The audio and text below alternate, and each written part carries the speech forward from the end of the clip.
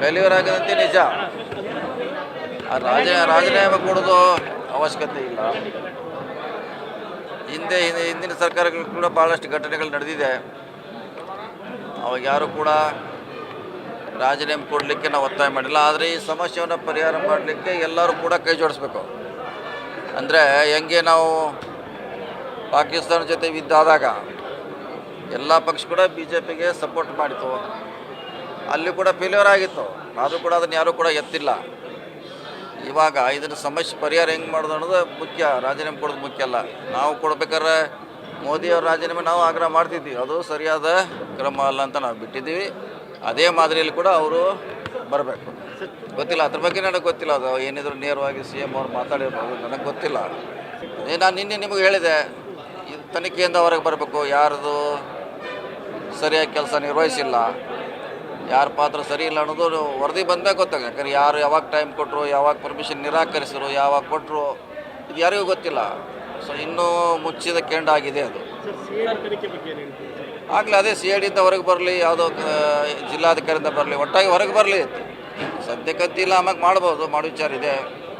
ಸದ್ಯಕ್ಕಂತಿಲ್ಲ, ಅಗತ್ಯ ಇಲ್ಲವೇ ಇಲ್ಲ. ಹಂಗೆ ಕೊಡ್ಬೇಕಾದ್ರೆ ಭಾಳಷ್ಟು ಮಂದಿ ಕೊಡಬೇಕಾಗಿತ್ತಲ್ರ. ಹಂಗೆ BJPಯಲ್ಲಿ 11 ವರ್ಷದಲ್ಲಿ ಸಾಕಷ್ಟು ಘಟನೆ ಆಗಿದೆ, ಏನೆಲ್ಲ ಆಗಿದೆ. ಸೊ ಅದನ್ನು ಯಾರು ಕೂಡ ನಾವು ಮಾಡಿಲ್ಲ. ಅವ್ರ ಜೊತೆ ನಾವು BJP ಜೊತೆ, ಕೇಂದ್ರ ಸರ್ಕಾರ ಜೊತೆ, ನಾವು ಪಾಕಿಸ್ತಾನ ಜೊತೆ ನಾವೆಲ್ಲ ನಿಂತಿದ್ವಿ. ಅದು ಅವ್ರ ಫೇಲ್ಯೂರೇ. 26 ಜನ ಸತ್ತದ್ದು ಫೇಲ್ಯೂರೇ. ಅವಾಗ ಯಾರು ನಾವು ಡಿಮಾಂಡ್ ಯಾರೂ ಮಾಡಿಲ್ಲ. ಆದರೆ ಅವ್ರ ಜೊತೆ ಗಟ್ಟಿಯಾಗಿ ನಿಂತಿದ್ವಿ. ಅದಕ್ಕೆ ಪರಿಹಾರ ಏನು ಅನ್ನೋದು ಭಾಳ ಮುಖ್ಯ. ಅದೇ ಕನ್ಫ್ಯೂಷನ್ ಇದೆ. ಕಮಿಷನರ್ ಲೆವೆಲಲ್ಲಿ ಒಂದಾಗಿದೆ, DCP ಲೆವೆಲಲ್ಲಿ ಒಂದಾಗಿದೆ, ಇನ್ಸ್ಪೆಕ್ಟರ್ ಒಂದು ಲೆಟ್ರ್ ಬರೆದಿದ್ದಾರೆ, ಪೊಲೀಸರು ಒಂದು ಲೆಟ್ರ್ ಬರ್ತಾರೆ. ಇದೆಲ್ಲ ನಾವು ಹೇಳಲಿಕ್ಕೆ ತಕ್ಷಣ ಆಗೋಲ್ಲ. ಅದಕ್ಕೆ ನಾವು ಹೇಳೋದು ವರದಿ ಬರಲಂತ. ನೋಡಿ, ಅವ್ರು ಪರ್ಮಿಷನ್ ಕೊಟ್ಟದ್ದು ನಮ್ಮ ವಿಧಾನಸೌಧ ಒಳಗಡೆ. ಇದು ಸಮಸ್ಯೆ ಆಗಿರೋದು ಸ್ಟೇಡಿಯಮ್ದು.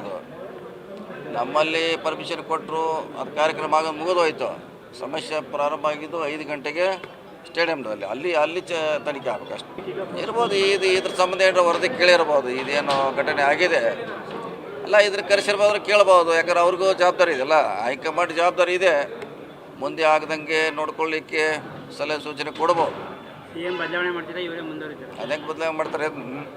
2 ವರ್ಷ ಆಯ್ತು. ಅದಂಗೆ ಯಾರು ಹೇಳಿದ್ರೆ ನಿಮ್ಗೆ 2 ವರ್ಷಕ್ಕೆ ಮಾಡ್ತಾರೆ ಅಂತ ಹೇಳಿದ್ರೆ ಅವ್ರು ಯಾರು? ಆಂತರಿಕ ಇಲ್ಲ ಹಂಗೇನಿಲ್ಲ.